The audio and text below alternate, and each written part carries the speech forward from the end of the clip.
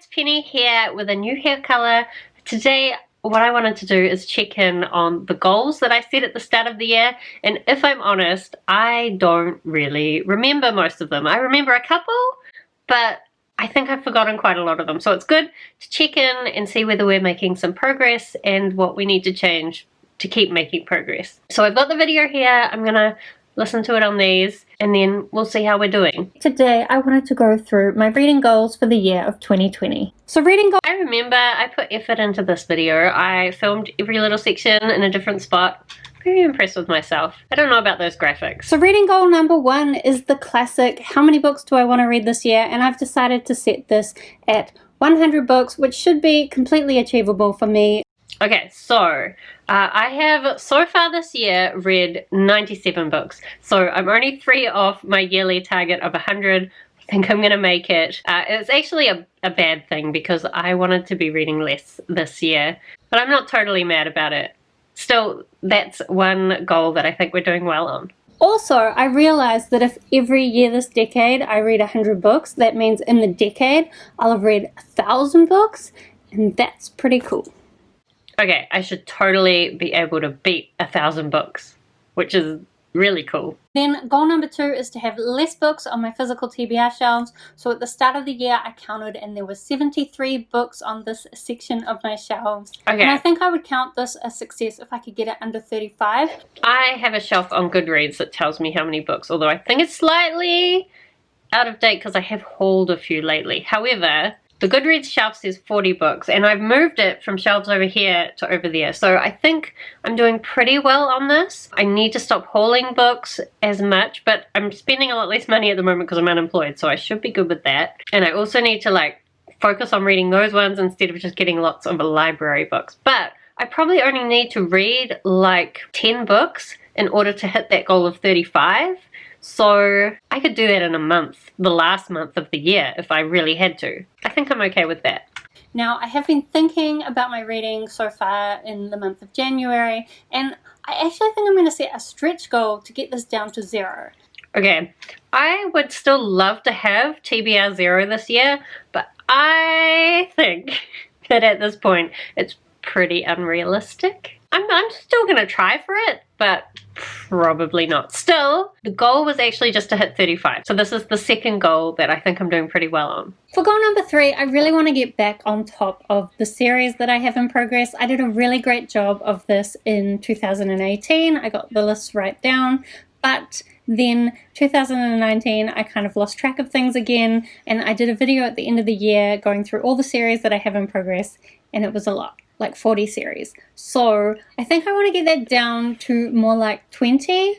Actually, I'd really like to just get it down to 0, like my physical TBR shelves, but I think that is not at all achievable. I honestly don't even know whether 20 is achievable. I do have a couple of Goodreads shelves that I track this in, and according to those, I still have 39 series in progress, so we haven't made much progress.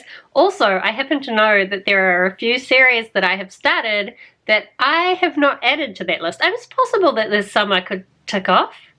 Probably not. There's a few that I've made progress on, but I think if I'm honest with myself, this is probably the first goal that I'm not doing very well at, and so I need to think about following up on some of those series. There's also some series that I actually want to DNF, but every time I go to remove them from my list, I start feeling bad about DNFing the series, and I start wondering if maybe I do want to read them, and then I don't. But I should probably just go through, and all those ones I'm not excited about reading, I should get rid of them. That would help a lot, right? I'll do that. For my 4th reading goal, I want to keep on top of all the new releases this year. I made another video all about my anticipated releases for the year, and I want to read them. So at the end of the year, my plan is to have read every single book that I mentioned in that video, and maybe a few other releases that I might discover along the way. Okay.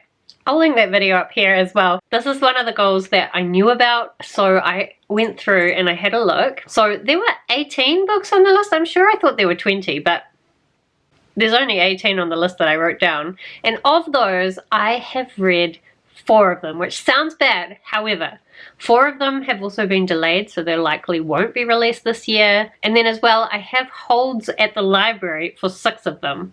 Some of them I think will be coming through really soon. And then the ones that I haven't got holds on at the library, I am regularly searching at the library, hoping they'll get them on their list so that I can put holds on them straight away.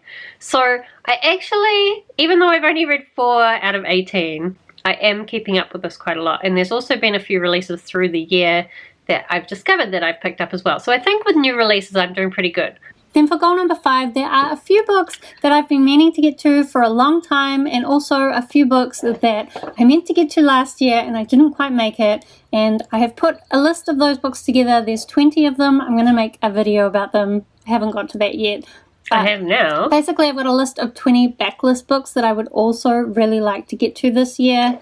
Okay, so this is the other one that I remembered, and I had a look. So I've actually only read 6 of these 20 books, which is not as good as I would have liked. However, there is one I have a hold on at the library. There's also 2 that I'm not sure I'm as excited to read anymore, which is the Liza Block-Lamora series. I read the first one. It was okay, but it wasn't so amazing that I'm like racing out to buy the next 2. I guess I could put a hold on them at the library. These are ones where I'm just hoping they'll magically turn up in a thrift shop, even though I feel like that's quite unlikely, but that is how I got my hands on the Liza Block-Lamora, so you never know. Also, I was hoping to read Leigh Bardugo's Grisha series via audiobook on Audible. As I'm unemployed, I had to cancel my Audible subscription, and my library doesn't have those books, and I just don't have the motivation to read them physically, so I'm not sure I'm going to get to those unless I get a job, which is all up in the air thanks to COVID. So overall, I think this is one that I'm falling a bit behind on, but there are a few that I'm chasing up starting soon, so it's not a complete fail. Then goal number 5 is that I want to have my reading disrupt the rest of my life a bit less. I think in 2019, I really relied on my reading to give me that sense of achievement because it was just easier than all the other things I wanted to achieve. And I think I do that a lot. I focus on my reading goals rather than my life goals, just because my life goals are harder and reading is fun, reading is easy. And I still definitely want to read a lot, but I need to remember my priorities. Yeah, it would be nice if I did that, wouldn't it? I definitely have been reading more than I should and using that as procrastination against doing other things. In June, I would say that I did slightly better at that because I did read a lot less.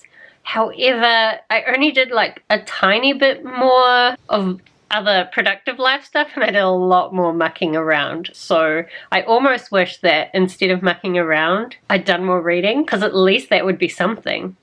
But really, I shouldn't be trying to do more reading. I should be trying to do more productive stuff. That is something I'm still working on this one. I don't know if I'm doing badly at it. So the other thing I want to talk about is my goals for this channel. Ooh. Now, the typical YouTube channel goal is to have a subscriber goal that you want to hit. And obviously I do want more subscribers because the whole point of this channel is to talk to people about books, and that doesn't work if there's no people that you're talking to. But there's also just so many things about your subscriber count that is beyond your control that I don't feel like it is a useful goal. It just makes me stressed and makes me focus on the numbers, which aren't necessarily the most important thing. So instead, I just want to say, like, so I just hit 500 subscribers, which was nice. But actually, what is way nicer is that I do have a bunch of people that talk with me down in the comments, or at least watch my videos and interact with me a little bit. And it's nice. It's nice to have you here. If you don't comment, feel free to like say hello down in the comments.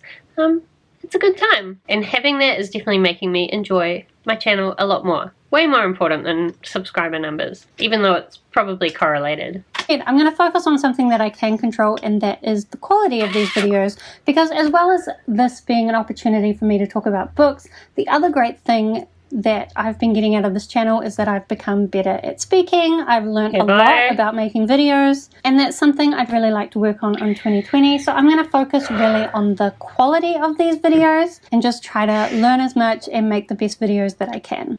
Okay, so I have been doing that, but like inconsistently, because sometimes life, you know, sometimes you've just got to survive and make the best videos you can. But whenever I can, I make an effort to improve the quality, and I think we're doing okay. I could probably do better at this. Like you can see in this video, I made the effort of filming each bit in a different place. cool, good effort. I probably am not making the effort as often as that. But as I said, I'm trying not to have reading and booktube disrupt the rest of my life. So I probably just have other priorities at the moment. Still, I think my quality of videos this year has definitely improved from last year. So that's good, and I will keep working on it. There are going to be 2 changes to my channel. Firstly, I have been doing regular reading vlogs every week, and I think I'm just going to stop that. Yeah, that didn't last. I actually really like vlogging, so I got back into it. They don't always get as many views as some of my other videos, but whatever. I enjoy making them. Trying to put out a big vlog every week is a lot of effort. I think as well, like, it was a lot of effort, but I found some ways of making it not quite as much effort. And like, I can always skip a week if life isn't working out. The other thing is that I'm going to be changing my channel name. So instead of being Lethal Lime Reads, I'm going to change my channel name to Penelope the Paperback Cat. I like cats. I like paperbacks. Also, I kind of want to rebrand myself as a Penelope. Then people can call me Penny Oh, my with name a Y is or so Penny with difficult. an E, as it's actually spelled on my birth certificate. I just have problems with Penny with an E because it doesn't translate well into Italian or Spanish. But that is actually my name. But if I'm What is Penelope, happening you with can the call me audio on Penelope. this? You can call me Penny with a Y, Penny with an E. You can also call me Penello. Like, I don't know if you've read The Giver, but there is a thing in The Giver quartet where every time you reach another significant age level, you get another syllable added onto your name. So when I was born, I would have been Pen. Then maybe I would have aged up to Penny. Perhaps I'm ready to age up to Penello, and one day I might really be Penelope. I'm actually really struggling with this. Penelope works for my name so much better in so many ways, but when I think about who I am, I just connect more with my name being Penny. Like, I've been Penny for a long time. And so even though I'm like, call me Penelope, I don't mind. Every time someone calls me Penelope, I'm like, who are they talking to? Anyway, call me whatever you want. I don't really care. Actually, I quite like Penello still. I called my Animal Crossing character Penello, and my Animal Crossing villagers call me that all the time, so I'm quite used to it now. It's a strange name though. I don't think I'll manage to make that pass either. I think I just need people to call me Penelope all the time, and then I'll get used to it. And then I'll like it. Maybe. We'll see. Basically, you can call me anything related to Penelope, and I'm going to be the Paperback Cat. Give me an excuse to pull out my cat ears. I have not been pulling out my cat ears enough. Okay, so overall, I think that means that I'm doing good at 3 of my goals, and I'm not doing so good at the other 3. So I need to think about the series that I have in progress. Maybe I just need to update my Goodreads list and then make a plan to pick up some of the next books in the series. I also need to make a plan for some of those books on my 20 books to read in 2020 list. There's a few I could pick up soon, perhaps. The only problem is that my 3rd goal that I'm doing bad at is like not reading so much that it disrupts my life, and making progress on that kind of stops me from making progress on some of the other goals. But really, I just need to prioritize which books I pick up to be the ones from the goals that I'm trying to complete. So we'll see how I go. Either way, that's 50% of the goals I'm doing good at, so that's a pass, and we're counting that as a win. Do let me know how you're going with your reading goals this year. Otherwise, thank you so much for watching. I hope that you're doing well, keeping yourself safe, and I will see you next time.